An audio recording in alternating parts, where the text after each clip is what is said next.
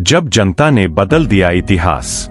18वीं सदी के अंत में फ्रांस एक ऐसा देश था जहां एक तरफ राजा और रानी आलीशान महलों में रहते थे और दूसरी तरफ आम लोग भूख से जूझते थे।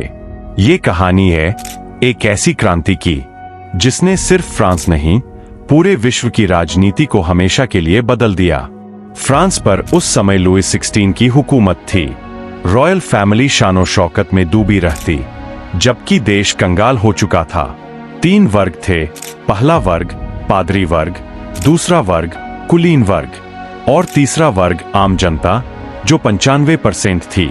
लेकिन टैक्स कौन देता था? सिर्फ तीसरा वर्ग। अन्याय से गुस्सा बढ़ रहा था। लोग बदलाव चाहते थे। अमेरिकी युद्ध में पैसा उड़ाने और खराब आर्थिक प्रबंधन के कारण फ्रांस दिवालिया होने लगा। दूसरी तरफ नए विचार फैल रहे थे, स्वतंत्रता, समानता और अधिकार। राउस्यू और वोल्टेयर जैसे थिंकर्स लोगों के दिलों में आग लगा रहे थे। जनता महसूस कर रही थी कि अब समय आ गया है पुरानी व्यवस्था को बदलने का। 1789 में लुइस 16 ने एस्टेट्स जनरल बुलाया। उम्मीद थी कि समस्या हल होगी, लेकिन तीसरे वर्ग को बराबरी का अधिकार तक नहीं दिया गया। गुस्सा भड़क उठा। आम लोगों ने खुद को नेशनल असेंबली घोषित किया और एक टेनिस कोर्ट में इकट्ठा होकर ये कसम खाई कि जब तक नया संविधान नहीं बनेगा, हम पीछे नहीं हटेंगे। ये था वो पल जिसने असली क्रांति की शुरुआत की।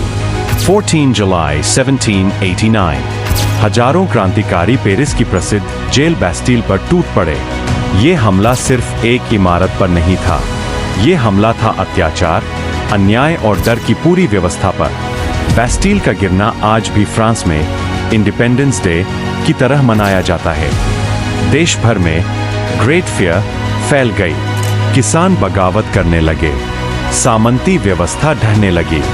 नेशनल असेंबली ने बड़े सुधार किए, टैक्स और प्रिविलेजेस खत्म और फ्यूडल सिस्टम समाप्त।